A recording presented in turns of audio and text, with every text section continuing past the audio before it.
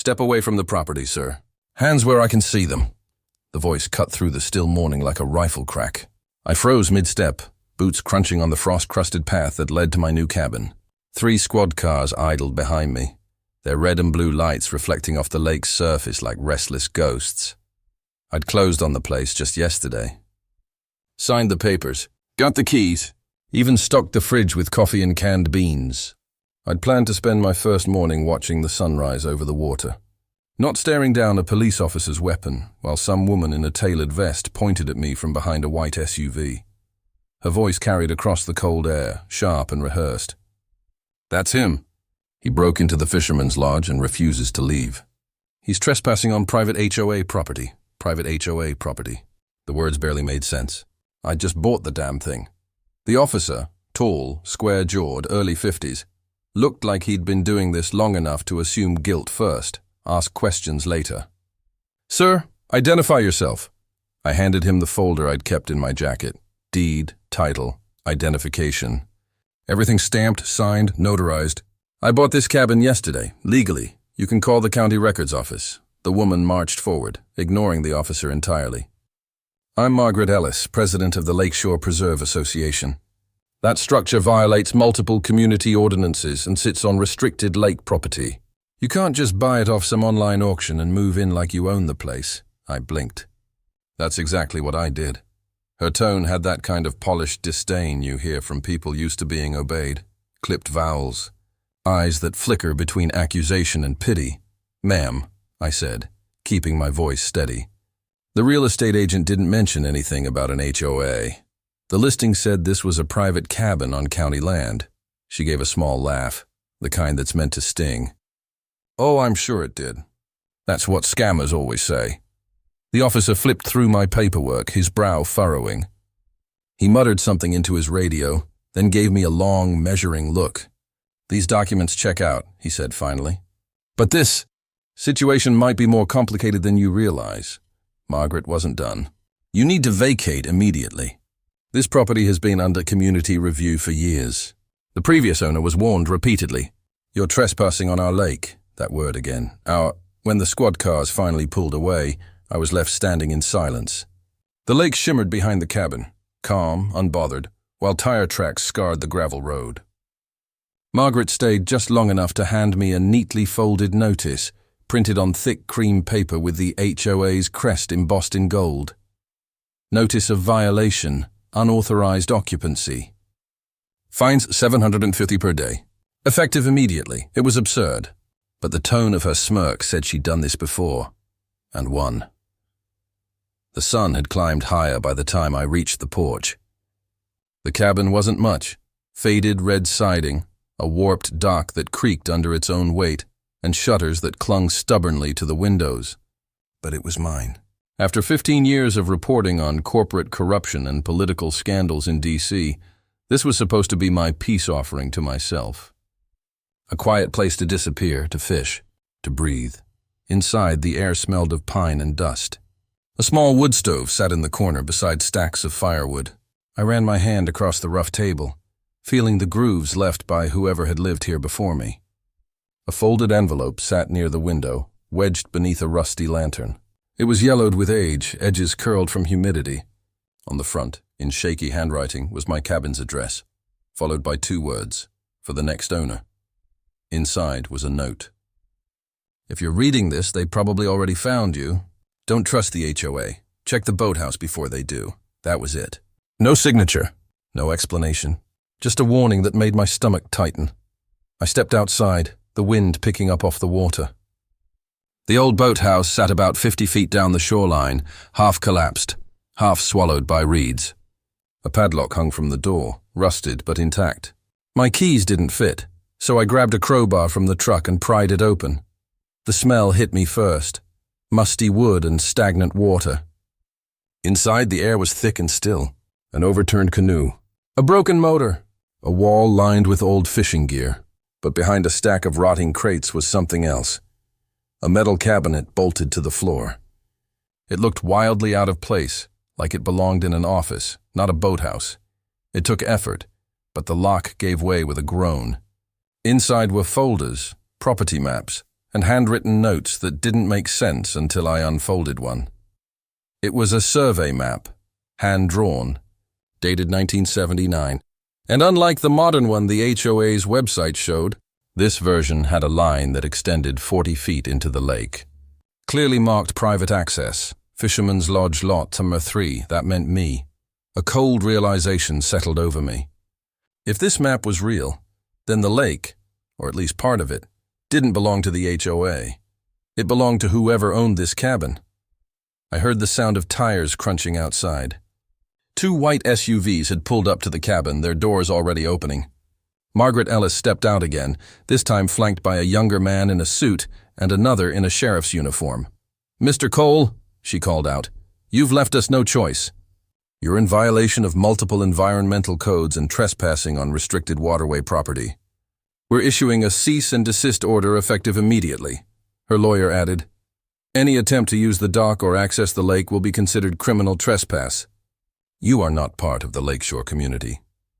I looked at the map in my hands, the original survey, with clear lines that proved them wrong, and felt something click into place inside me. Years of investigative instinct flooded back. I'd seen corruption dressed as authority before. The sharp suits, the fake politeness, the misuse of power. I knew this playbook, I smiled. "Then I suggest you check your records," I said quietly. "Because if this map's accurate, you're standing on my land." Margaret's smile didn't reach her eyes. "We'll see about that." As they left, their SUVs kicking up gravel behind them, I caught my reflection in the lake and realized the war they'd just started was one they couldn't control. I wasn't just some new guy with a fishing pole. I was a journalist with receipts, and they'd just declared battle on the wrong man. By nightfall, the lake looked different. Still calm, still beautiful, but now every reflection shimmered with tension. The porch light from my cabin glowed against the water like a warning signal. I'd spent the last 2 hours scanning those old documents from the boathouse, piecing together what the previous owner must have uncovered before they disappeared. Dozens of notes, each written in the same uneven handwriting. They moved the boundary markers. Surveyor bribed. HOA annexed parcels 2 to 5 without county approval. If this was true, the Lakeshore Preserve Association had stolen land, mine included, and rewritten property lines to expand their reach. I was still processing that when headlights washed across my windows again. A car door slammed. Then another. Voices. Margaret. And this time, she wasn't alone. Through the curtain, I counted 4 figures. Margaret, the suited lawyer from earlier, and 2 men wearing navy jackets with LPA security printed across the back. Private guards. I opened the door before they could knock. "Evening," I said. Margaret's tone was polite enough to be condescending. "Mr. Cole, we're here to finalize your removal. You've ignored an official notice and entered restricted property. We've already filed an injunction." Her lawyer added, "If you don't vacate by sunrise, we'll seek an emergency writ through county court. That means law enforcement will have no choice but to remove you." I looked at the folders spread across my table and smiled faintly. "I think you should take a look at something first." Margaret hesitated, but curiosity got the better of her. I slid the old map across the table. "This is the 1979 survey filed with the county. It clearly shows my property line extending 40 feet into the lake." "You've been fining people for using water that doesn't belong to you." Her lawyer leaned over it, eyes narrowing. "This could be forged." "It's stamped," I said. "County seal, official registrar's mark." "You can call them first thing in the morning." Margaret's lips tightened. "Even if that were true, the association has decades of legal precedents." "Funny," I said, "because I've already emailed copies of these files to the local paper, a real estate attorney, and 3 reporters I used to work with at the Post. If you're confident, you won't mind them checking." For the first time, she blinked, the smallest fracture in her perfect composure. "You're bluffing," she said quietly. I just shrugged. "Maybe. Or maybe I'm starting a story called The HOA That Stole a Lake." Her lawyer touched her arm. "We should go." They left without another word, their headlights slicing across the trees until only darkness remained. I locked the door and exhaled. The fight wasn't over, not even close, but for the first time, I had leverage.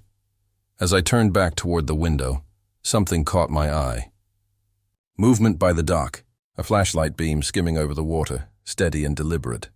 Someone was out there. I stepped onto the porch quietly. The air was so cold it burned.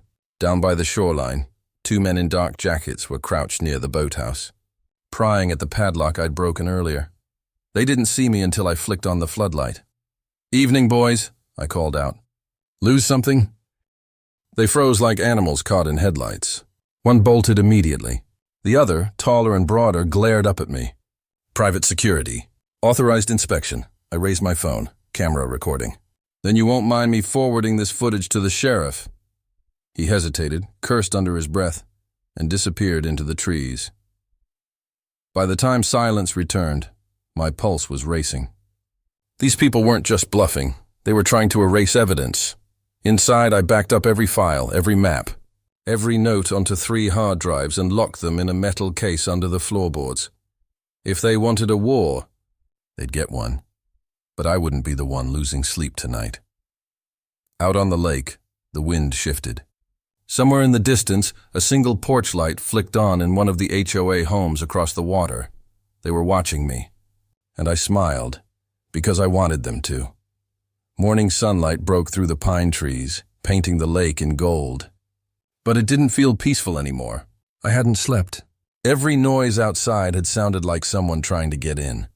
I brewed a pot of coffee, sat at the kitchen table, and opened my laptop. Rachel, the real estate attorney I'd called the night before, was already waiting on video call. "Mr. Cole," she said, "I went through the scans you sent me. What you've got here isn't just a boundary dispute, it's fraud. The HOA's expansion map is built off a falsified subdivision document. Someone altered the registry records between 1987 and 1991. Altered how? They cloned parcel numbers, created ghost lots, and pushed the official survey line 20 feet into the water. That's how they've been selling off lake access rights to new buyers. I've seen this once before. It's organized." I leaned back, rubbing my temples. "So what's our move?" "I'm filing for an injunction today. That'll freeze any HOA actions on your land. But Ethan," she paused, "you need to be careful. If they've gone this far, they won't just stop because of paperwork." I nodded slowly. "They already tried last night." Her face hardened. "Then record everything. Keep a copy of that map somewhere safe." I ended the call and looked toward the dock. The morning mist hung thick over the lake. For a moment, I could see my reflection perfectly in the still water, then a ripple distorted it. Someone was in a boat. A small aluminum skiff drifted near the center of the lake. A man sat inside wearing a baseball cap pulled low, pretending to fish. But every so often, his binoculars flashed in the sunlight. He wasn't fishing. He was watching. I grabbed my camera, zoomed in, and caught his face just before he turned away. One of the same security men from last night. By noon, Rachel called again. "They filed a counterclaim," she said, "claiming your documents are forged and that you're trespassing on HOA-controlled land." Of course they did. We'll need to show original proof, the county's archived microfilm survey. I can subpoena it, but it'll take a few days. Days I might not have, I muttered. That evening, as the sun dipped low, I heard an engine. A black SUV pulled up near the property line. Same logo, Lakeshore Preserve Association. Margaret stepped out, wearing sunglasses even though the light was fading. Behind her, Tom Wilkins, the HOA chair, climbed out too. He looked around the property like he owned it. "You've made a mess of things, Ethan. Could have taken the buyout like everyone else." "I'm not for sale," Tom chuckled. "Everything's for sale. You'll learn that soon enough." He turned to leave, but I stopped him. "You know this land used to belong to the Cole family since 1946. My grandfather fought in the Pacific and built that cabin with his own hands. You really think I'll just hand it over because you waved a fine in my face?" His expression flickered, just for a second. "Your grandfather's gone, son. The world's moved on." Then he got in the SUV and drove off. I stood there until the taillights vanished, fists clenched, chest tight. That night, I couldn't shake his words. But as I sat by the fire, I noticed something strange about one of the old maps. The handwriting wasn't my grandfather's. The same uneven scrawl from the boathouse files appeared in the margin. 4 words. "They're hiding the well." I stared at it for a long time. There was no well marked anywhere on my property map, so just before midnight, I grabbed a flashlight and went outside. The lake wind cut cold across my face as I crossed toward the north end of the property. The ground there was different. Sunken. Disturbed, like something had been dug and filled back in. I started kicking at the soil. And after a few minutes, I hit wood, a cover, hidden under fresh dirt. When I pried it open, a rush of damp air came out. A ladder descended into darkness. The well wasn't just a water source. It was a tunnel. And judging by the old electrical wiring running down the wall, it hadn't been abandoned. I switched on my flashlight, heart hammering, and started climbing down. Whatever was waiting below, I had a feeling it would explain everything. But some truths once found don't let you go back. The air down there was thick, stale, metallic, and humming faintly with electricity. My flashlight beam caught glints of rusted pipes, concrete walls, and something else, filing cabinets. Dozens of them, half buried under decades of dust. Someone had been hiding an entire archive beneath this land, old blueprints, ledger books, photos of the lake from before the HOA existed, each one labeled with the same initials stamped in red ink, R.W., Richard Whitfield. My pulse quickened. I knew that name. Margaret's late husband, the so-called visionary developer who built the Lakeshore Preserve. It hit me like a brick. This wasn't just about land. This was about control. The ledgers detailed payouts to community officials, shell companies routing lake access fees, and one column marked Water Management Fund. I flipped the page and froze. The HOA had been illegally siphoning and selling water rights for nearly 25 years. That's why they guarded this lake like a fortress. Every member fee funded a private operation. I took photos, hundreds of them, my hands trembling with adrenaline. Then I heard it. A car door slammed above. Voices. "You sure he's down there?" a man said. "I saw his truck," another answered. Margaret said, "End it tonight. Make it look like vandalism." I killed my flashlight and pressed against the wall. My throat tightened as footsteps echoed on the boards above.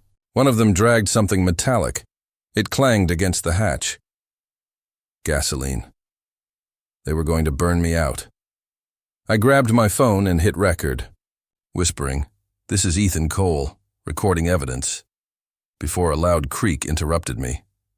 The trapdoor above cracked open, spilling light. I didn't think. I bolted down a side tunnel I hadn't noticed before. The concrete narrowed, then sloped upward. Smoke began seeping through the air behind me, thick, bitter. When I reached the end, I slammed into a rusted grate. Beyond it, the lake shimmered faintly under the moonlight. The tunnel must have been an old drainage outlet. I kicked at the grate until the corroded bolts gave way and pulled myself out, gasping cold air. Behind me, flames were already licking through the cracks of the old cabin. The fire climbed fast, feeding on dry timber. I stumbled into the water, clutching my phone and the envelope of documents I'd stuffed into my jacket. The reflection of the fire rippled across the surface like a living thing. By dawn, only the stone chimney remained. The local sheriff called it an accidental blaze. No sign of arson, no suspects. But Rachel didn't buy it, and neither did I. Within 48 hours, she had everything I'd filmed uploaded to a secure drive. Then the story broke. Headline: Developer Empire accused of land fraud. HOA water rights scheme under federal review. Federal investigators arrived 2 weeks later. The same officials who once ignored my calls were suddenly very interested in Lakeshore Preserve. Margaret was arrested for obstruction and destruction of evidence. Chief Bradley resigned before the indictment dropped, and Tom Wilkins vanished, packed up his family in the middle of the night and disappeared before the warrants were served. The lake was sealed off for environmental review. For the first time in decades, it was quiet again. I rebuilt the cabin that summer. Not fancy, just enough. Left the basement sealed, though. I'd seen enough secrets down there. Sometimes I still find pieces washing up along the shore. Burned fragments of those old documents, edges curled like dead leaves. And when the wind comes off the water just right, I swear I can hear voices from the tunnel below. People say the fire was justice. I don't know. Maybe it was just the land taking back what was stolen. But one thing's certain, They called the cops when I bought that old fishing cabin. Now the law's the one knocking on their door, and this time they can't hide behind lake access.